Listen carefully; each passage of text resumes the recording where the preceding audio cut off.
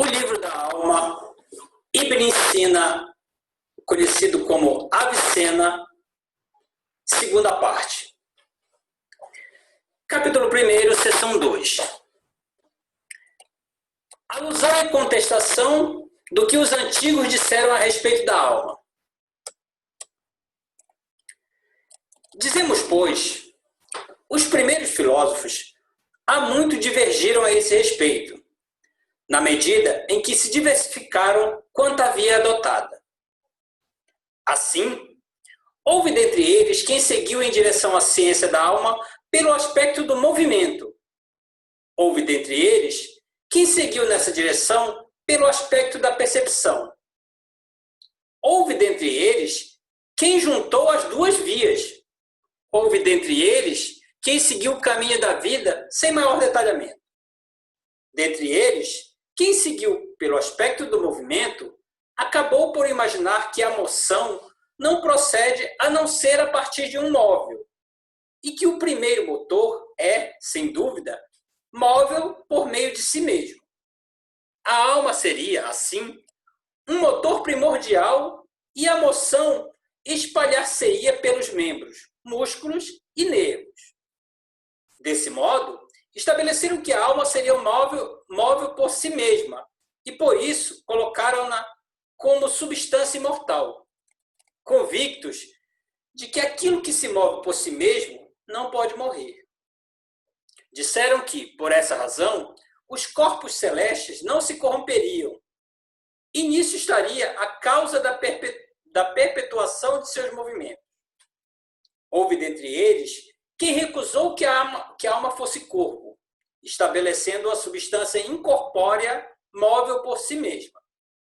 Houve dentre eles quem a estabeleceu corpo e reivindicou que o corpo fosse móvel por meio de sua essência. Houve dentre eles ainda quem colocou dentre os corpos que não se dividem esférica para facilitar a perpetuação de seu movimento, e alegaram que o animal a aspira por meio da respiração e que a respiração seria um alimento para a alma. A respiração conservaria, assim, a alma ao interiorizar uma troca daquilo que sai desse gênero de partículas, que são os corpos que não se dividem, as quais seriam os princípios. Essas partículas seriam móveis por si mesmas, tal como sempre se vê no movimento das partículas na atmosfera, e por isso estariam aptas para mover outras além de si. Houve dentre eles quem disse que elas, as partículas, não são a alma, mas que o motor delas é a alma, e que esta alma está nelas, nas partículas, sendo introduzida a alma no corpo por meio da introdução delas, das partículas. Houve dentre eles quem estabeleceu a alma como sendo fogo, por achar que o fogo está sempre em movimento. Quanto a quem seguiu o caminho da percepção, houve dentre eles quem achou que a coisa somente percebe que há um outro além de si, porque ela é anterior a ele e é princípio para ele. Ora, sendo necessário que a alma fosse um princípio, então estabeleceram-na dentre o gênero que achavam ser o princípio, fosse fogo, ar, terra ou água. Alguns deles inclinaram-se à explicação por meio da água devido à extrema umidade do esperma, princípio da Gênese.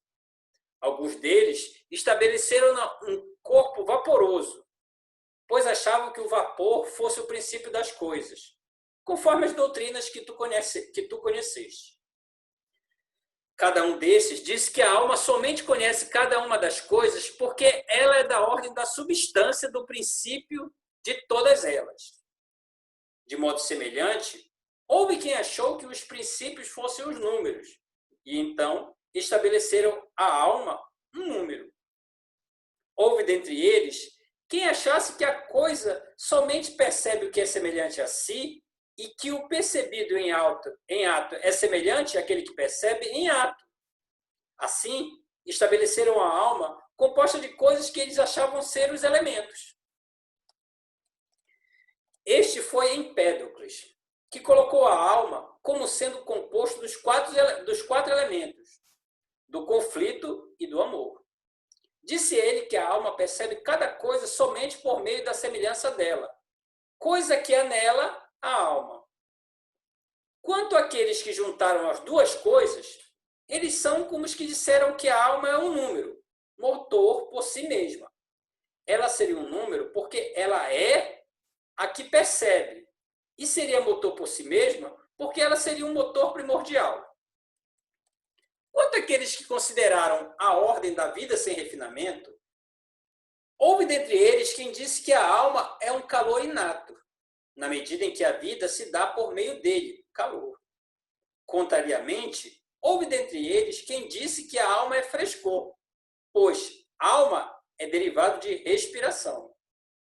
A respiração é algo frio, e seria por isso que resfriamos por meio da aspiração, para conservarmos a substância da alma.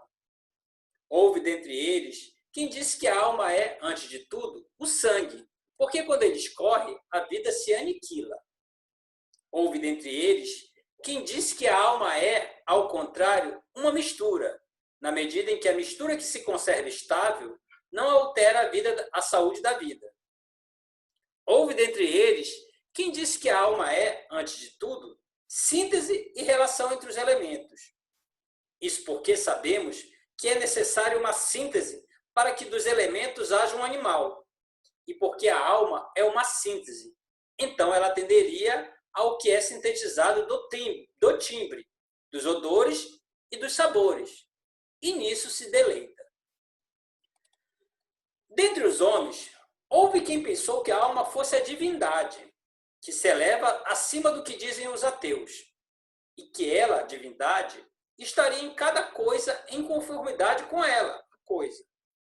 Desse modo, em uma única coisa seria ela natureza, em uma outra coisa, intelecto, e em uma outra coisa, alma. Glória a ele que se eleva, acima do que lhe associam. São estas, pois, as doutrinas estabelecidas pelos mais antigos dos antigos, a respeito da ordem da alma.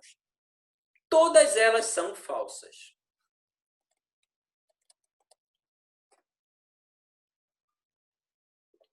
Ora, quanto àqueles que aderiram ao movimento, o primeiro dos absurdos que os acompanha é que eles omitiram o repouso. Ora, se por mover a alma move-se, e não há dúvida de que o seu mover é motivo para sua moção, ainda assim seria indispensável o seu repousar, fosse porque isso procederia dela, sendo móvel, por sua disposição, e haveria uma relação única de seu mover-se por si mesma para com o repousar e a moção, não sendo possível, pois, dizer que ela, por se mover, move-se. E eles haviam suposto isso. Ou fosse porque isso procederia dela, enquanto repousasse, não sendo móvel, pois, por si mesma. Ademais, tu já conheces, pelo que procedeu a isto, que não há móvel a não ser por um motor, e que não há coisa alguma móvel por si mesma, não sendo a alma, portanto, algo móvel por si mesma. Além disso, é indispensável que esse movimento fosse ou local, ou quantitativo, ou qualitativo, etc. Se fosse local, é indispensável que fosse ou natural, ou brusco, ou anímico. Se fosse natural, o seria, sem dúvida, em uma direção, e a moção da alma seria, consequentemente, somente em uma única direção. Se fosse brusco, então, a alma não seria móvel por si mesma, tampouco sua moção o seria por si mesma. Melhor, fundamental seria que o agente do movimento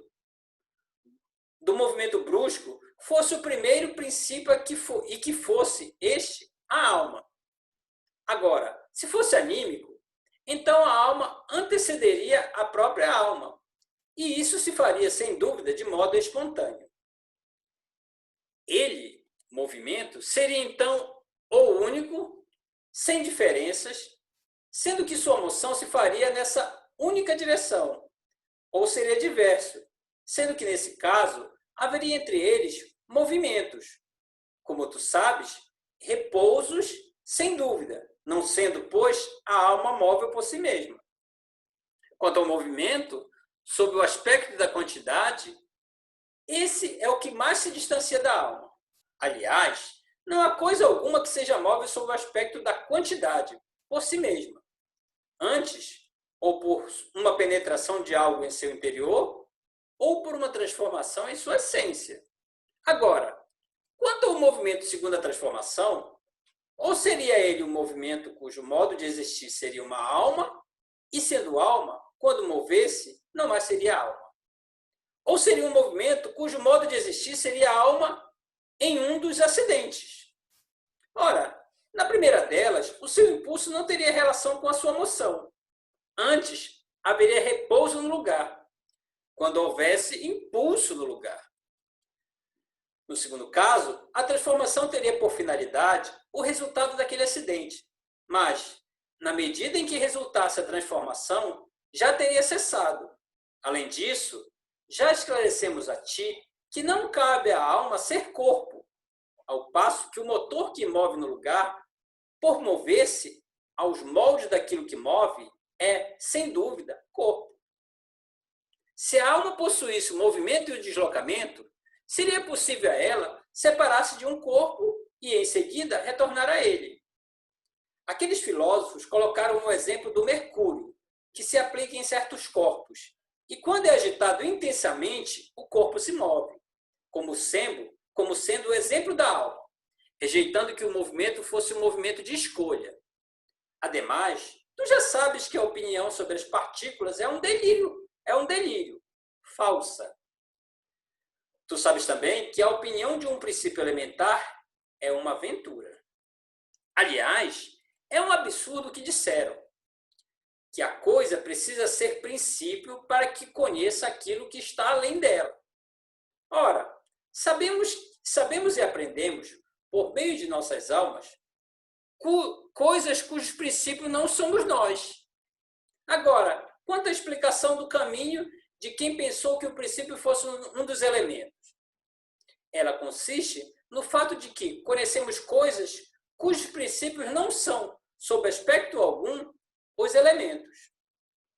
Tampouco são princípios dos elementos, mas o fato é que toda coisa ou é resultante da existência ou não o é. Além disso, coisas iguais a uma mesma coisa são equivalentes entre si. Ora, de tais coisas não se pode dizer o fogo, a água, etc., são seus princípios, pois os conhecemos, fogo, água, etc., por meio delas, e não inversamente. Ademais, o conhecimento da alma, enquanto fosse ela princípio dele, obter-se-ia, ou especificamente desse princípio, ou obter-se-ia das coisas que advêm do princípio e que não seriam um princípio. O princípio. Ou obter-se-ia por meio de ambas. Ora, se fosse obtido somente do princípio, ou se fosse obtido de ambas, o ciente de algo necessitaria ser princípio dele, algo.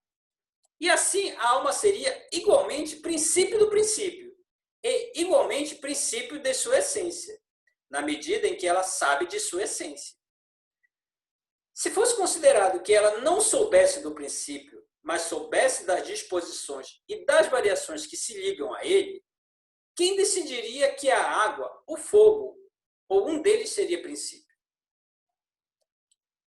Quanto àqueles que estabeleceram a percepção por meio da numeralidade, disseram, pois, que o princípio de toda coisa é número. Melhor, disseram que a quintidade de toda coisa é número, e que sua definição é número, etc. Se bem que já tenhamos indicado algo sobre a falsidade de suas opiniões, quanto ao princípio em outros lugares. Também indicaremos na arte da filosofia primeira, algo sobre o absurdo da opinião deles. Desta e do que se assemelhe. Aqui consideradas, suas doutrinas já se corroem, como análise particular da alma.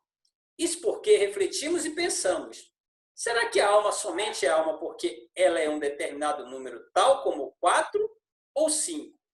Ou porque ela é, por exemplo, par ou ímpar? Ou ela é algo mais geral do que um determinado número? Ora, se fosse considerado que a alma somente é o que é porque ela é um determinado número, então o que diriam a respeito do animal cortado, quando este, mutilado, movimenta cada uma de suas partes e sente? Ora, se sente, há aí, sem dúvida, um certo imaginar. Do mesmo modo, cada parte dele, na fuga, toma uma direção. Tal movimento procede de um certo imaginar, sem dúvida. É sabido que as duas partes movem-se a partir de duas faculdades que estão nelas, as partes, que cada uma das duas é menor do que o número que estava no conjunto, e que para eles, os filósofos, a alma somente era o número que estava no conjunto e nenhum outro, caso em que as duas partes mover-se-iam não a partir de uma só alma, o que é um absurdo. Ao contrário, em cada uma das duas haveria uma alma de mesma espécie da alma da outra. Assim, uma alma, por exemplo, desse animal, una em ato, multiplica em potência, propagar-se-ia em mais almas. Contudo, se corrompe no animal cortado sua alma, apesar de que não se corrompe no vegetal, pois o vegetal já difunde em si o primeiro órgão para preservar a ação da alma, ao passo que não é desse modo que ocorre no animal cortado. Antes, algumas partes do corpo do animal cortado não têm em si um princípio para a preservação da compreensão adequada à alma, enquanto outras de suas partes têm tal princípio. E quanto à sua preservação, ele necessita, entretanto, da companhia do outro pedaço. Assim, seu corpo é ligado de partes umas às outras, em mútua cooperação, para resguardar a compleição. Se a alma não tivesse um número definido, um número no qual houvesse uma qualidade qualquer e uma forma qualquer, então pareceria que um único corpo haveria muitas almas. Que em um único corpo haveria muitas almas. Ora, tu sabes que em uma batelada de pares, há pares. Em uma batelada de ímpares, há ímpares. Em uma batelada de quadrados, há quadrados. E assim por diante seguem-se as demais formulações. Ademais, ou as unidades reunidas no número têm uma posição ou não a têm. Ora, se elas tivessem uma posição, então elas seriam pontos. Se fossem pontos, ou elas, as unidades reunidas, seriam a alma, na medida em que ela, alma, fosse um cômputo desse ponto, ou, ao contrário, não seria assim, na medida em que a alma fosse uma faculdade ou uma qualidade. Eles, os filósofos, porém, estabeleceram que a natureza anímica seria abstraída numericamente. Assim, o número existente de pontos seria a natureza da alma.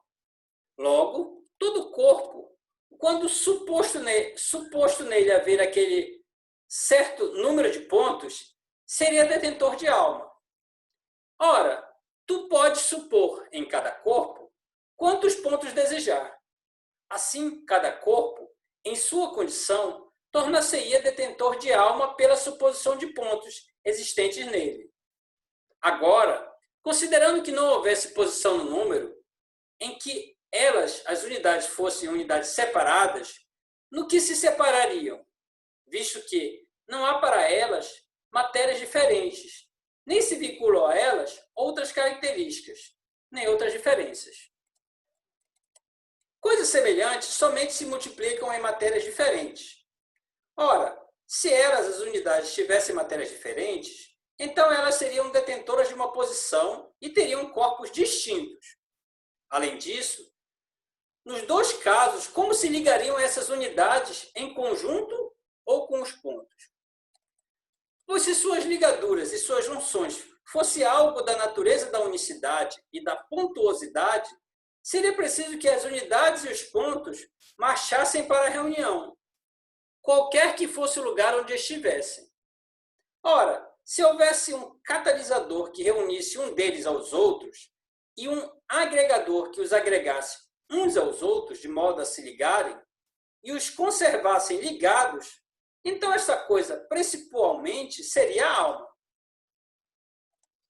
Quanto àqueles que disseram que a alma é o composto de princípios, de modo que estivesse apta a conhecer os princípios e os não princípios, enquanto nela houvesse algo deles, pois ela somente conheceria cada coisa por meio da semelhança que estivesse nela.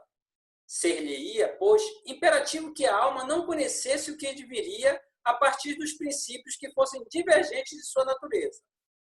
Ora, a conjunção, às vezes, faz advir configurações dos princípios e formas que não existem nela, na alma. Por exemplo, a oceidade, a carneidade, a humanidade, a cavalidade, etc. Ora, seria necessário que essas coisas fossem desconhecidas à alma, na medida em que tais coisas não estão nela. Melhor, nela estão só e somente só partes dos princípios. Se se estabeleceu que na síntese da alma há um homem, um cavalo e um elefante, assim como nela haveria fogo, terra, conflito e amor, acabou-se por cometer uma infração enorme. Ademais, se na alma houvesse um homem, então, na alma haveria uma alma.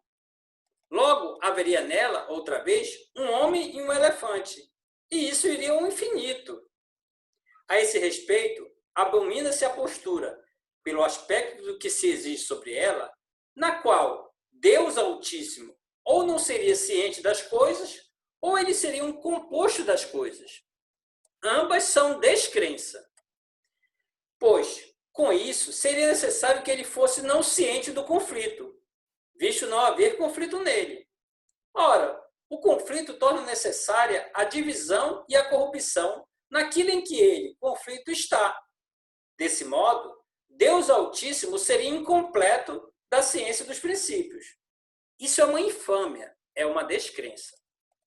Ademais, decorreria disso que também a terra fosse ciente da terra, e a água da água, e que a terra não tivesse ciência da água, e a água não tivesse ciência da terra, e o calor fosse ciente do calor e não fosse ciente do frio. Seria necessário ainda que os membros nos quais houvesse muita terreneidade fossem intensos quanto à sensação por meio da terra. Ora, não é assim. Ao contrário, esses membros, tal como a unha, o osso, são insensíveis, tanto à terra como a outra, que não ela. E, visto que primordialmente a coisa sofre e se afeta a partir de seu contrário, mais do que se afeta a partir dos que se lhe afiguram, e tu sabes que o sentir é uma certa afecção e uma certa paixão, seria necessário, nesse caso, que não houvesse uma única faculdade que apreendesse os contrários. Desse modo, o branco e o preto não seriam aprendidos por meio de um único sentido. Ao contrário, o branco seria aprendido por meio de uma parte da visão que fosse branca, e o preto por meio de uma parte dela que fosse preta. Com efeito, visto que as cores possuem combinações sem limites, seria preciso que a visão estivesse equipada das partes sem limites das diferentes cores. Se não houvesse realidade para as cores intermediárias, e elas fossem não mais que uma mistura dos dois contrários, por meio de aumento e diminuição, e não de outra oposição, seria necessário que o percebedor do branco apreendesse o puro branco, e que o percebedor do preto apreendesse o puro preto, visto que não se poderia aprender algo distinto disso. Assim, seria necessário que não houvesse dúvida para nós quanto aos simples da mistura e que não imaginássemos os intermediários nos quais não se manifestam nem branco nem preto em ato. Da mesma maneira, seria necessário que aprendêssemos o triângulo por meio do triângulo, o círculo por meio do círculo, e as demais figuras, não havendo limite para elas. E ainda, os números por meio de seus semelhantes. Logo, haveria nos sentidos modelos sem fim. Isso tudo é um absurdo.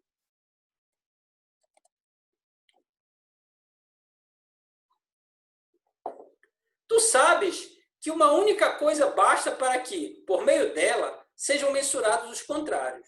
Por exemplo, por meio da regra da reta, se conhece a reta e a curva conjuntamente, não sendo necessário que se saiba cada coisa por meio de uma coisa particular. Quanto àqueles que estabeleceram que a alma é um corpo que se move por meio de seu movimento circular, o qual moveria na direção das coisas para aprender por meio dele o movimento circular, as coisas, elucidaremos mais tarde a corrupção da opinião deles, momento no qual explicaremos que não é possível que a apreensão intelectual se dê por meio de um corpo. Quanto aos que estabeleceram que a alma é uma mistura, pelo precedente já se sabe a falsidade dessa opinião. Ou, pelo precedente já se sabe a falsidade dessa opinião. Que não é a alma tudo aquilo que, por meio de sua corrupção, corrompe a vida. E que muitas das coisas, membros, humores e outras tais, estão nessa classe. Não se nega que deva haver uma coisa que seja para a alma uma ligação com o corpo. E nem por isso é necessário que essa coisa seja a alma. Por meio disso, sabe-se o erro de quem pensou que a alma é sangue. Ora, como o sangue seria motor e sensível? Aquele que disse que a alma é uma síntese acaba por colocar a alma como uma relação inteligível entre as coisas. Ora, como a relação entre os contrários seria motora e percebedora? Sem dúvida, a síntese implica que algo esteja sintetizado. É fundamental que esse algo seja a alma. Aquele algo que, quando há separação, torna necessário o rompimento da síntese. Mais à frente, elucidar-se-á, por outros meios, a falsidade da totalidade desses enunciados, quanto aos erros que conhecemos a respeito da ordem da alma.